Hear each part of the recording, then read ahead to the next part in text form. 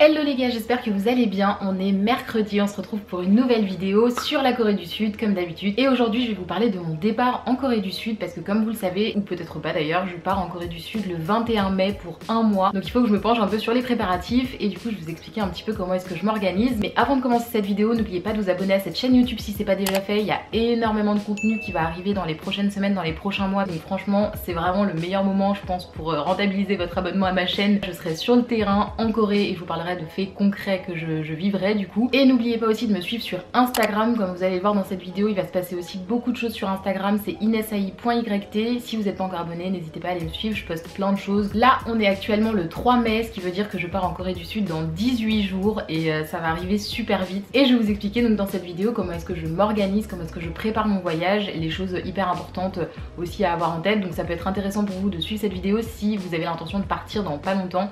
Peut-être que je vais donner des petites infos qui vous feront penser à des choses à emmener et à penser en tout cas pour partir. Donc on commence la vidéo tout de suite. Alors les gars, du coup, je pars en Corée du Sud dans 18 jours. Ça va passer super vite, d'autant plus que je travaille jusqu'au 20 mai et qu'ensuite je pars en Corée du Sud le 21 mai. Donc j'aurai pas de temps de vacances entre guillemets entre la fin de mon boulot et mon départ pour pouvoir commencer à faire ma valise. Du coup il va falloir que je la fasse en même temps que je bosse. Donc je vais la faire un peu les soirs, etc. Et je vais vous expliquer où est-ce que j'en suis dans mes préparatifs parce que j'ai commencé un petit peu à m'y prendre à l'avance. Au niveau du billet d'avion, je l'ai pris il y a à peu près 3 semaines, un mois j'ai envie de dire. J'en ai eu pour 600 €, donc c'est pas trop cher franchement, 600 € l'aller-retour, sachant que je fais une escale par vol, donc franchement ça va. En plus j'ai pas des escales trop longues, donc franchement pareil ça c'est plutôt cool on va dire. Alors ce que j'ai pu remarquer en prenant mon billet d'avion, c'est que déjà il n'y a pas de vol avec des escales en Chine. Par exemple moi j'avais l'habitude quand je partais en Corée du Sud de faire mes escales à Pékin ou à Shanghai, etc. Donc moi je m'arrête pas en Chine, je m'arrête en Finlande, à Helsinki, et l'idée c'est que j'ai une petite escale de 1 heure ou 2 je crois sur le premier vol et 1 heure ou 2 ou un peu plus sur le deuxième vol, donc pour le retour. Donc ça c'est très cool.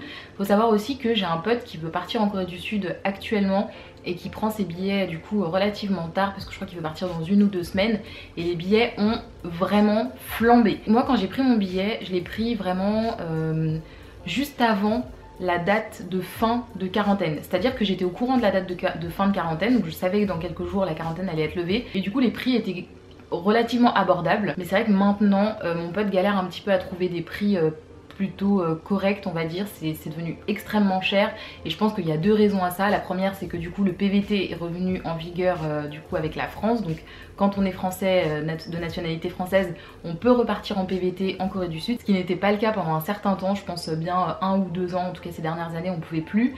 Et aussi au début on était à 14 jours de quarantaine, puis on est passé à 10 jours, puis on est passé à 7 jours et aujourd'hui il n'y a plus de quarantaine à effectuer si le test qu'on fait, le test PCR qu'on fait en arrivant en Corée du Sud est négatif. J'espère juste ne pas avoir de mauvaises surprises et arriver sur le territoire et me rendre compte qu'en fait je suis positive, parce que du coup sinon c'est quarantaine obligatoire. Donc on croise les doigts, très franchement. Je croise les doigts aussi pour vous si vous avez l'intention de partir. Et autre super information aussi, c'est que le couvre-feu a été levé et ça c'est pareil. C'est des informations hyper récentes. Nous en France ça fait déjà bien quelques mois, voire peut-être même 1 an, j'ai un peu perdu la notion du temps je vous avoue ces dernières années, que le couvre-feu du coup a été levé. En Corée du Sud il a été maintenu ultra tard et là c'est depuis tout récemment qu'il est plus en place. Ça devient de plus en plus libre, c'est cool et je pense que c'est aussi pour préparer un peu l'été parce que il va y avoir forcément du tourisme. Il faut aussi rattraper les dernières années où le tourisme était complètement à l'arrêt dans le monde entier quasiment. Donc je pense que c'est aussi pour ça qu'ils mettent un peu les bouchées doubles sur la levée des restrictions. En tout cas nous ça nous arrange parce qu'on peut partir en toute décontraction. Et au niveau du logement, alors moi je l'ai pris là où je le prenais toujours en fait tous les ans quasiment quand je suis retournée en Corée du Sud. Donc je l'ai pris vers Hongdae en gros.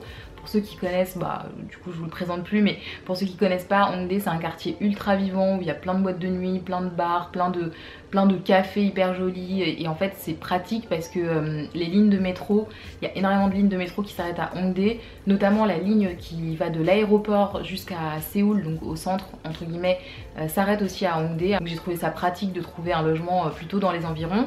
Donc ça je suis hyper contente. Et pour le logement donc j'ai pris un Airbnb pendant du coup toute la durée de mon séjour, donc du 21 mai au 21 juin et j'en ai eu pour 900 €. Alors vous pouvez vous en sortir pour bien moins cher. Alors avec un Airbnb je sais pas, mais en tout cas de manière générale pour un logement en Corée du Sud vous pouvez vous en sortir pour bien moins cher. Moi ce qu'il y a c'est que j'ai pas envie, enfin j'avais pas envie en tout cas de prendre une guest house comme je l'ai beaucoup fait avant les autres années parce que tout simplement j'avais envie d'avoir mon espace à moi, ma salle de bain à moi, ma cuisine à moi, enfin voilà, mon espace de vie complet à moi.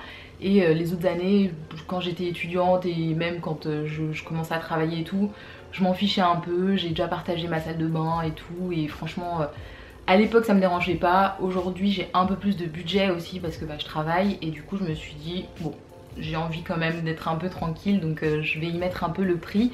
Donc 900 €, c'est pas représentatif de ce que vous pouvez trouver si vous prenez une guest house ou un Goshiwon ou ces choses là. Je pense que vous pouvez vous en sortir pour vraiment bien moins cher sur un mois, mais en tout cas moi c'est la décision que j'ai prise, du coup ça m'a fait 900 €. Donc ça c'est ce que j'ai fait pour l'instant, c'est un peu les basiques des basiques hein, si on part en voyage, le logement et le billet d'avion. Donc ensuite dans les autres choses que je dois faire pour le coup, ça va être récupérer ma valise chez mes parents, parce qu'elle est chez mes parents, ma grande valise de voyage. Donc ça je vais aller la récupérer ce week-end, et c'est à partir de la semaine prochaine que je pourrai commencer à petit à petit mettre mes trucs dans ma valise, etc. Les choses importantes dont je ne me sers pas au quotidien, je pourrais commencer à les mettre dedans.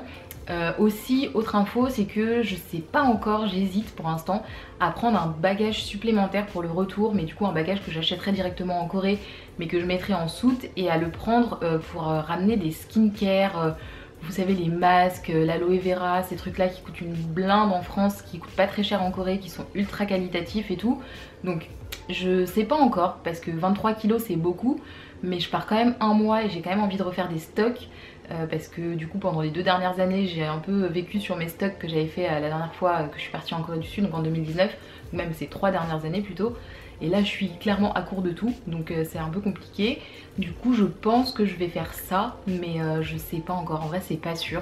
Je vous dirai par la suite, mais c'est une idée que j'ai en tête et c'est une idée que vous pouvez aussi avoir si vous avez l'intention de ramener plein de choses comme moi j'en ai l'intention. Ensuite l'autre truc important que je vais faire, c'est que je dois acheter des cadeaux pour mes amis, parce que j'ai des amis que j'ai pas revus depuis 2019, du coup des amis coréens et coréennes que j'aime beaucoup et à qui j'ai envie d'offrir des petits cadeaux de France, ce que je fais à chaque fois. La dernière fois j'avais ramené des bouteilles de vin à des potes et tout, donc ça j'ai envie de le refaire. Je sais pas si je vais prendre des bouteilles de vin ou d'autres choses.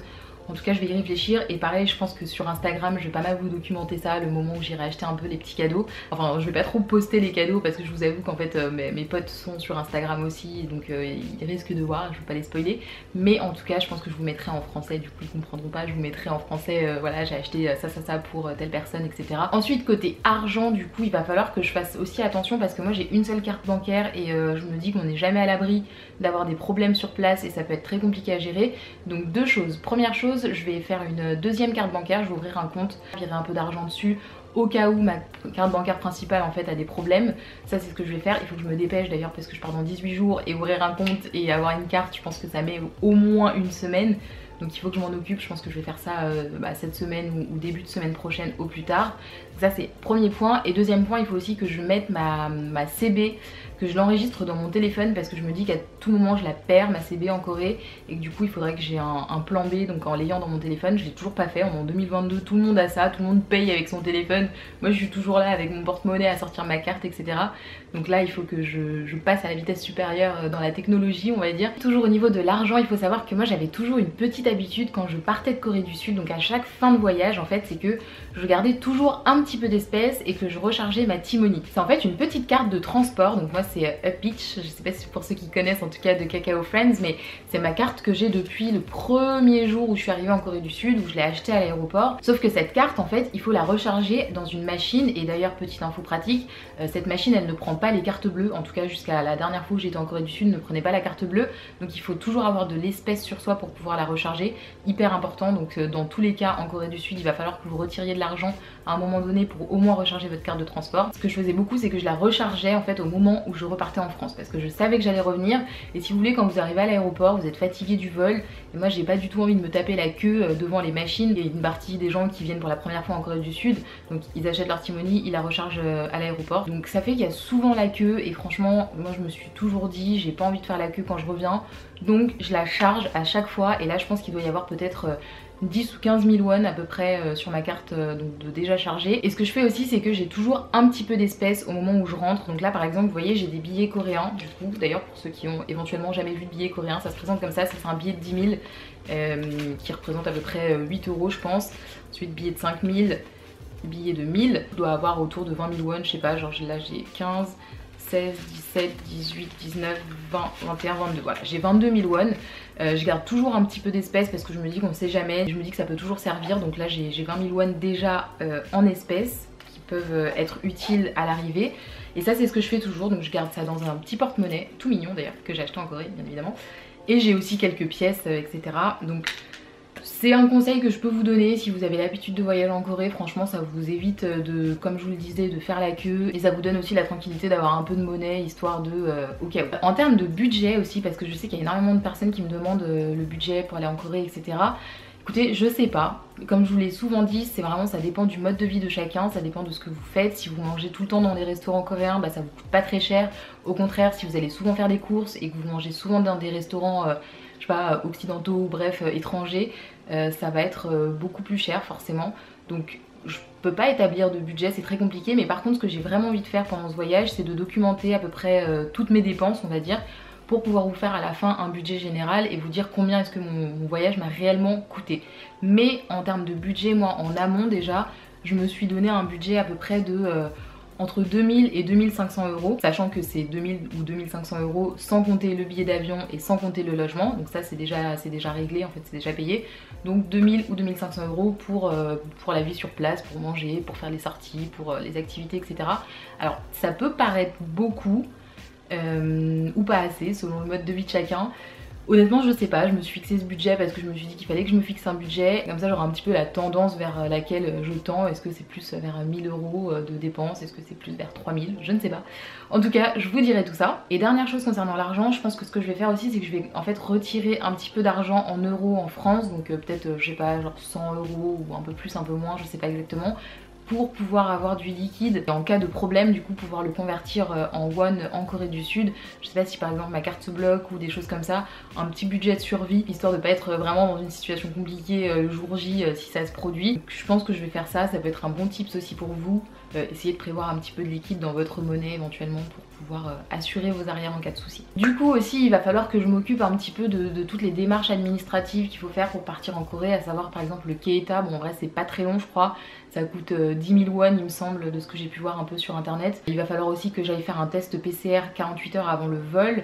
Et je crois qu'il faut le traduire en anglais. Bref, je suis pas très au point pour l'instant sur les démarches administratives, je vous en dirai plus quand je les aurai faites, je pense que ce sera plus simple, et même plutôt en arrivant en Corée où je vous ferai le débrief exact de comment est-ce que ça s'est passé pour pouvoir partir. Mais là pour l'instant je tâte un peu le terrain, je regarde ce que je dois faire et tout. Les trucs administratifs en plus c'est compliqué, franchement je suis un peu à la bourse sur ces trucs là. Mais en tout cas donc test PCR, je crois qu'il faut aussi le certificat de vaccination. Donc ça c'est bon, je l'ai déjà mis de côté. Il faut évidemment le passeport et ensuite il faudra donc le KETA comme je vous le disais. Comme vous le savez j'ai trop hâte de partir et je vous prépare plein de jolies choses, plein de vidéos. Alors déjà je vais vous faire des vlogs, je sais qu'il y a énormément de personnes qui m'attendent sur les vlogs, j'en ai reçu des messages sur Instagram et tout. Oui j'espère que tu feras des vlogs etc. Évidemment je vais faire des vlogs. Alors par contre au niveau de la qualité des vlogs je peux rien vous garantir, qualité pas d'image parce que ça va, mais qualité de montage franchement comme vous le voyez moi je fais souvent du fast cam et des vlogs j'en ai pas fait depuis je crois 2016, donc c'est pas mon point fort on va dire, mais je vais essayer de faire au mieux pour rendre les choses sympas, agréables, dynamiques et puis vous faire visiter un peu le pays. Je vais vraiment faire le max les gars, j'espère que vous me soutiendrez et que vous me donnerez vos petits feedbacks d'amélioration pour que je puisse vous faire des vlogs ultra quali et sympas, que ce soit agréable pour vous à suivre. Donc ça c'est l'idée, et pour faire ça du coup il va falloir que je prenne mon PC, mon chargeur. J'ai un disque dur externe mais je vais en racheter un parce que en fait je me dis que je vais avoir tellement de contenu que mon PC, la mémoire de mon PC va pas supporter du tout. Déjà je crois qu'elle est presque pleine, donc il faut que je me rachète un disque dur externe en plus. Et il faut aussi que je me rachète une carte SD. Donc la carte SD c'est ce que je mets dans ma caméra, du coup la caméra avec laquelle je filme actuellement, pour pouvoir avoir de la mémoire et retenir les images du coup que je filmerai. Donc ça c'est un peu les projets d'achat qu'il faut que je mette en place assez rapidement parce que je pars dans 18 jours et j'ai encore rien acheté. Mais bon, Amazon Prime est notre ami, donc ça devrait être livré assez rapidement. Et je vous prépare aussi d'autres contenus. Alors déjà je pense que je vais faire des lives sur Instagram. Donc d'ailleurs encore une fois n'hésitez pas à venir me rejoindre sur Instagram plus que jamais, je pense que c'est vraiment le moment. Je vais essayer de vous faire un maximum de contenu sympa pour que vous puissiez vivre en même temps que moi l'expérience que je vis en Corée. Du coup il va falloir que j'organise tout ça. Les lives j'en ai jamais fait, je sais même pas comment on fait, enfin je sais quel bouton toucher mais je sais pas comment est-ce qu'on gère un live, donc je vais apprendre sur le tas franchement. Ne m'en voulez pas si la qualité est pas ouf au début, Mais en tout cas j'ai très envie de partager avec vous sur ces sujets là en live. Et j'ai aussi prévu du contenu un petit peu différenciant pour parler de d'autres expériences que de la mienne. Donc en fait j'ai vraiment l'intention de faire des petites interviews. Très franchement, je vous spoil pas trop de qui je vais interviewer, de comment, de quel type de questions. Mais d'ailleurs au niveau des types de questions et des sujets et des types de personnes que j'interviewe, je vais vous demander aussi votre avis sur Instagram, de quel type de parcours par exemple vous avez envie que je parle. J'ai déjà fait une petite demande à un influenceur sur Instagram qui m'a répondu positivement aujourd'hui. J'étais hyper étonnée parce que je pensais déjà pas qu'il allait répondre et encore moins positivement, donc j'étais super contente. On va voir si ça se fait, mais en tout cas si ça se fait je pense que vous serez surpris agréablement. C'est un influenceur que vous connaissez peut-être si vous suivez des vidéos et du contenu sur la Corée du Sud, qui franchement fait du contenu ultra quali sur YouTube pour le coup. Je vous en dis pas plus parce que sinon ça va trop spoiler, et si ça se fait pas en plus du coup au final je serais triste de vous l'avoir annoncé. Mais en tout cas, j'ai vraiment envie d'interviewer des personnes voilà, qui ont des parcours un peu atypiques et qui sont en Corée et qui pourront répondre à des questions que vous vous posez, que je me pose aussi et auxquelles je peux pas vous répondre parce que j'ai pas vécu leur expérience. Donc ça ce serait trop cool que ça se fasse avec lui. J'ai aussi d'autres personnes que j'ai déjà contactées pour des interviews et qui sont plutôt partants et partantes. Donc franchement j'ai trop hâte, j'espère trop que ça va se faire et que le contenu sera cool à visionner et que ça vous apprendra des choses. Je me tâte aussi à faire du micro-trottoir un petit peu, à interviewer, vous savez, un peu des gens dans la rue en leur posant des questions qu'on se pose et tout. Le seul problème c'est que du coup ça va être en anglais, que moi je gère pas énormément les sous-titres, mais bon je me dis c'est quelque chose à faire, je me formerai sur les sous-titres. Je l'avais déjà fait une fois dans une vidéo pour un de mes potes coréens parce que du coup je parlais de lui et c'était une vidéo en français donc je lui ai sous-titré la vidéo, mais je vais voir. Ça c'est un peu moins sûr que les interviews c'est quasiment acté que j'en ferai dans tous les cas. Mais les micro-trottoirs, on verra si j'ai le temps, si j'ai l'énergie aussi, parce que ça demande de l'énergie de créer du contenu. Je vous tiendrai au courant de tout ça, toujours, encore une fois, sur Instagram. Et un petit bonus aussi, c'est que je vais peut-être, je dis bien peut-être franchement, me mettre un petit peu à TikTok. Alors vraiment, je pense uniquement sur le temps du voyage, parce que moi, TikTok, j'aime beaucoup cette application, j'adore aller voir des TikTok. Je passe beaucoup de temps sur TikTok, mais le problème c'est que la création de contenu sur TikTok, déjà c'est pas le même format que sur YouTube. Donc par exemple si je filme une vidéo sur YouTube, je vais la filmer comme ça pour que vous ayez du coup à l'écran une vision horizontale. Le problème c'est que sur TikTok c'est du vertical, donc je peux pas réutiliser le contenu que je vais filmer pour YouTube sur TikTok. Donc ça c'est contraignant, c'est pas très pratique pour moi je vous avoue, mais je me dis peut-être que je le ferai. Franchement honnêtement je suis pas sûre, parce que TikTok ça demande énormément de temps aussi. YouTube en demande beaucoup, mais c'est vrai que combiner YouTube et TikTok je trouve que c'est très fort parce que ça prend vraiment du temps et je suis pas très à l'aise en plus avec les montages, les transitions TikTok les gars. Je comprends rien, je ne comprends rien, genre vraiment je pense qu'il me faudrait une formation pour comprendre comment les gens font des transitions, comment les gens font du montage. Je sais qu'il y en a certains qui font du montage sur un logiciel de montage, donc par exemple le logiciel que je vais utiliser pour monter mes vidéos YouTube, donc moi j'utilise Adobe Premiere Pro. Je sais qu'il y en a qui font leur montage de TikTok aussi sur des logiciels comme ça, donc là je comprends, là ça y a pas de souci, je peux gérer un montage, mais je sais qu'il y en a aussi qui font leurs vidéos TikTok directement via l'application TikTok. Alors c'est un gain de temps énorme certes, parce que t'as pas besoin de te rediriger vers un logiciel de montage, mais juste je comprends pas comment ils font. Moi je comprends rien à l'application, je vois pas où est-ce que tu mets les temps là. Il y en a qui mettent des décomptes pour pouvoir faire la suite de leur transition. Franchement je comprends rien, je sais pas où ça se trouve et tous ces trucs là, donc bref, en tout cas tout ça pour vous dire que je suis extrêmement nulle sur TikTok. Comptez pas trop là-dessus, mais voilà. Donc voilà les gars, c'est déjà la fin de cette vidéo de cette semaine. J'espère que ça vous a plu, que ça vous a donné quelques petites infos aussi, je sais pas, pour préparer votre voyage en même temps que moi, plus ou moins. Je vous ferai d'autres vidéos jusqu'à mon départ pour vous raconter un petit peu plus encore ce que je mets en place, comment est-ce que je m'organise un peu plus en profondeur et tout ça, s'il y a d'autres informations intéressantes à vous donner. Mais en tout cas pour l'instant c'est tout ce que je peux vous en dire, j'en suis au début des préparatifs. J'espère que ça va bien se passer, en tout cas je vous documente tout ça sur YouTube, sur Instagram. Et en attendant de vous retrouver dans les commentaires ou sur Instagram, je vous fais des gros bisous, je vous dis à la semaine prochaine pour une nouvelle vidéo et prenez soin de vous.